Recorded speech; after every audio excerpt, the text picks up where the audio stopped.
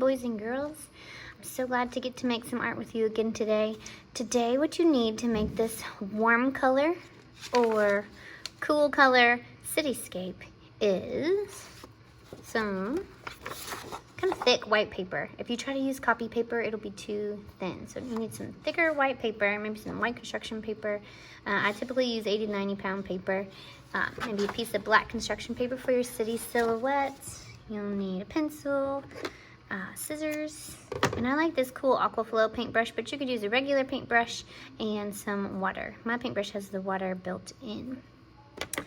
So anyways, first of all, figure out what color scheme you want your background to have. This would be a warm color scheme. I've got red, orange, and yellow, and some other kind of warmish colors thrown in. And then this would be a cool color background with cool colors like blue and purple. You could also use green if you want to.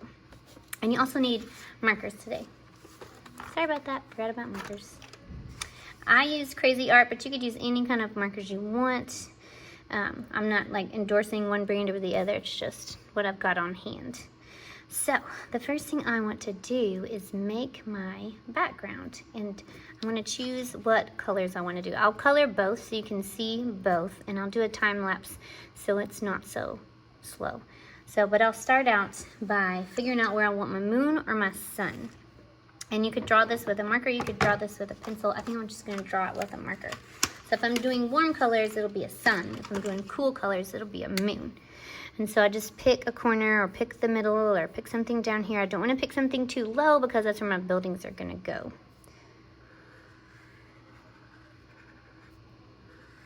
So there's my sun.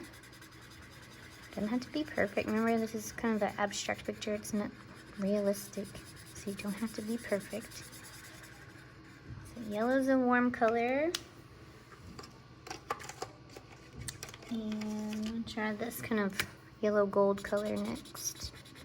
And you just color in a circle, like a zigzag circle around your sun or moon.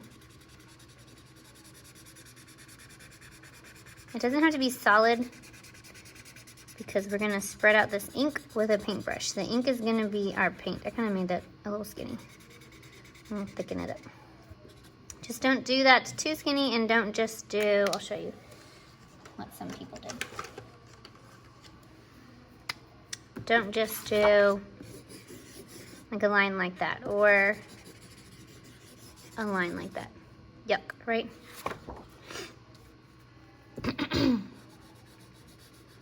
And sometimes the faster you color with markers, the worse they work. Sometimes if you slow down, use the side, use the edge of your marker, it'll work a lot better.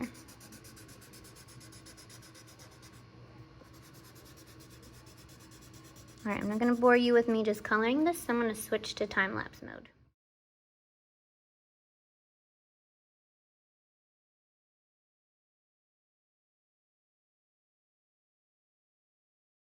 All right, so I finished coloring my background.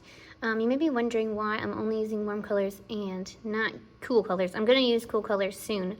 But I want to keep them separate because when you have complementary colors like orange and blue, red and green, or yellow and purple, when they mix together, they make like a grayish kind of muddy-ish color. So if you use those together, it's not going to, you might be disappointed in the way your background looks. So with using these analogous colors, these colors in the same family that are beside each other on the color wheel, it's going to blend more beautifully like, instead of, you know, looking like mud.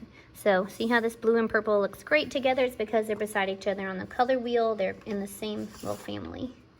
These colors blend well together. So the way I got this blended look was using my Aquaflow paintbrush, but you could use water and any kind of brush you have at your house. I like these because they have a little water reservoir in them. They come in handy when I'm on a cart.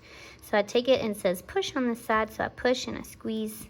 Oops, my paintbrush is dirty. Yikes. Let me clean that off on the back. Must have been using cool colors. See how that blue kind of mixes with the orange? I didn't mean for this to happen, but you can see how it looks kind of muddy. It's still dirty. All right, we're just gonna go with it. I think I can wipe it up a little bit, but see how the ink in this marker is spreading. Now I can't do this with Sharpies. If I tried to color my background with Sharpies, that it's not, I don't think, water soluble, so it's not going to blend. That red works really well. Look at that. And I just color over all of them. It's okay. I want to kind of blend them together. I left a space between each color, and that's okay too. If you want yours to touch, that's fine. I'm just squeezing and kind of coloring in the same motion, or painting in the same motion that I colored in. I'm not just coloring side to side or something like that. I want to paint or color in the same direction I colored in. Just looks better that way. And you might see where you've got big blobs of water, you could just kind of spread that around. You could color over your sun if you want, but I kind of like that nice bright yellow, so I'm going to keep it that color.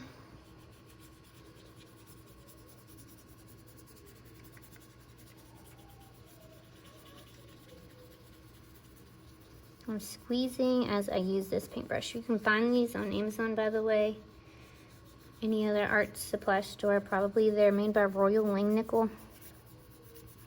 Royal Langnickel makes my favorite paintbrushes. They're Big Kids Choice. Here's a dirty one, but I love it because it has this grippy thing. It's got this kind of, I don't know, acrylic kind of resin handle that won't peel off, you know, like wood does. And I really like the bristles. Very nice and soft. Just an overall good paintbrush. I don't know if you can see that, but it says Royal BK62. This is size 8. Okay. And it's made by the same company. Love those brushes. So if you ever want to buy yourself or your children some brushes, Royal Langnickel is awesome. By the way, I'm not paid to talk about that. I'm not sponsored or anything. I just love those paintbrushes. I switched over to those a few years ago and have not regretted it at all. All right, look at the cool background. And so you let that dry. Let that sit in a kind of flat place so your water doesn't run. Let that sit somewhere and dry, and then you can work on your buildings. While I'm letting this dry, I'm gonna do a cool color background. Here's my other piece of paper. I painted on that side, so I'll work on this side. And I got marker on that side. It's all right. I'll cover that up with some black paper. All right, so cool colors. Blue, green, purple.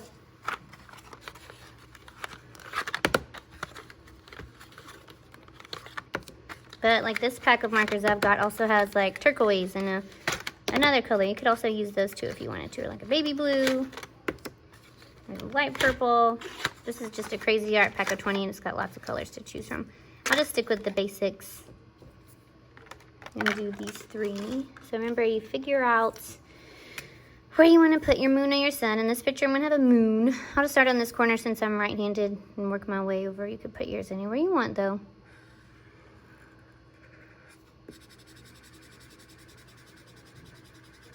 You want to have a green moon, have a green moon. You want a purple moon, have a purple moon. And again, you color in a circle around your moon.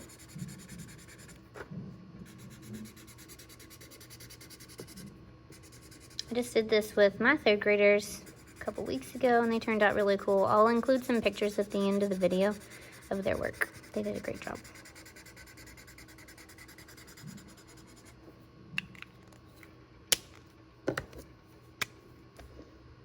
All right, I'll switch to time lapse now.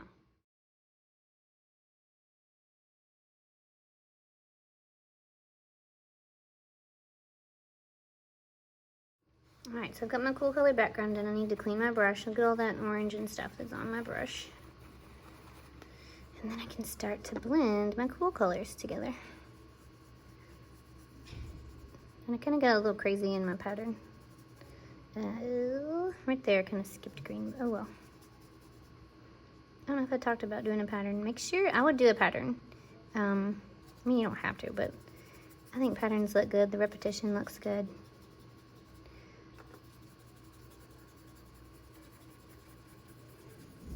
That green really blends well. The blue and purple, not so much. I wonder why.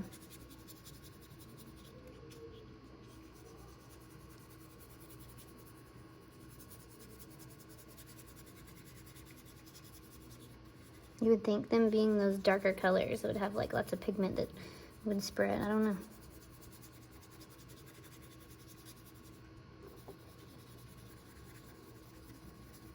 Still looks good, but I just wish it would spread better.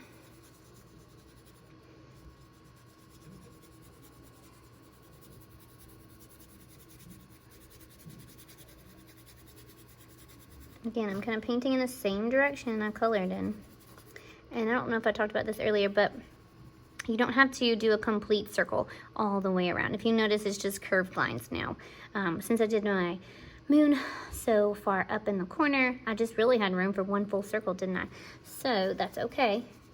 You just keep doing those curved lines. You keep imagining that full circle going around it, and so you just do curved lines until you get to the end.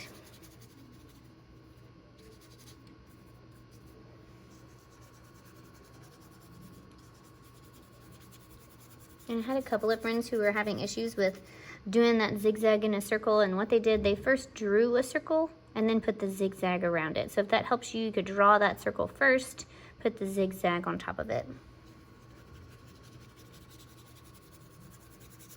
But that was probably like 2 people. I mean, most of the people in 3rd grade just did their zigzag, had no problems. It was fine. Sure is a lot of water. All right, so I need to let that dry somewhere and then work on my city. So with the city, it's a silhouette. It's that time of day when our eye can't gather as much information as it could during the day. So I've got my black paper and I've got my pencil, and then I can draw my city. And I want to leave a little bit of room down here. So I have this cut out in one whole piece. So what I do is I tell the kids to start on the edge and just do rectangles first. So go over, down, and then stop, because you want to have some room at the bottom. Over, back up. Make your buildings different sizes. Just do rectangles first. It's a crooked rectangle.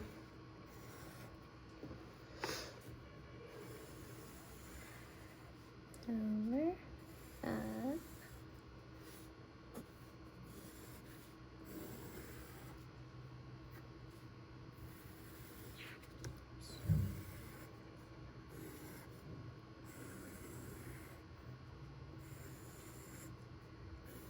Alright, so I've got just some plain Jane rectangles. You want to stop there, you want to cut that out, that's fine with me. But you could add different shapes to the top. Let's see, I could do like a curve and make like a semicircle. And another semicircle, and maybe a triangle. I could do triangle here, triangle there. Kids always yell out, like apartment building. Yes. I could do smaller rectangle, skinny rectangle. Don't do anything too complicated, because remember, you gotta cut this out. So don't draw like a million things. You also don't have to write on the buildings. Like I've had the other day, they wanted to do like, I want to write ice cream building, or I want to write pizza building. I mean, you can. I'm not saying you can't. But typically skyscrapers, you know, don't have a lot of writing on them. But it's your city. You do what you want.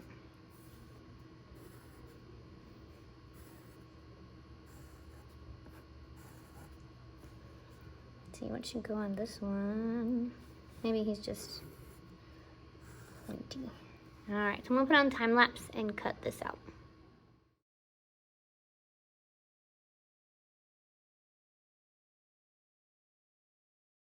All right, so I've got my city cut out, and you could put little windows on there if you want to. Crayola crayons will work fine, or if you have the construction paper crayons, the windows would show up even better. Those are really bright. So here's some windows I did with just a regular crayon. You don't have to do like all of the windows, because think about it, in a city at nighttime, not all the lights are on. So that's why I kind of skipped around a bit. Or you could just do no windows at all and have just a blank silhouette. It's up to you. But don't mess up your hard work by drawing like giant, you know, windows just to rush through, because I had some friends do that in 3rd grade. So take your time, make it look good, do your best. I'm not saying it has to be perfect, or that, you know, the value of your art is if it looks good or not. No, but I want you to have pride in it. You know, do your best, whatever that is for you. So So I'm gonna put some glue on this pencil side. I don't want my pencil marks to show.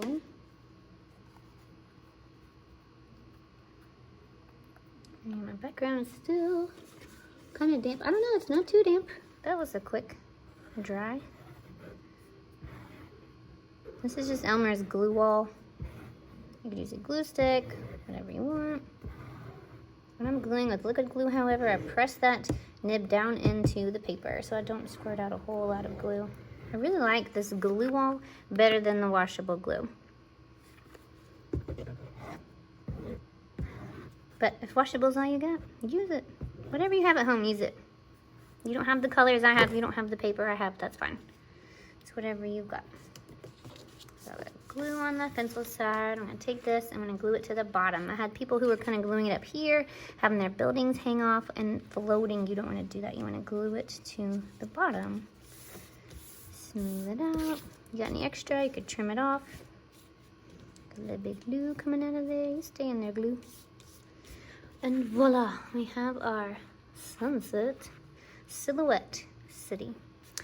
I had fun creating with you, boys and girls. I hope you have a fabulous time doing this. I hope you do your best and forget about the rest, all right? I'll see you guys next time.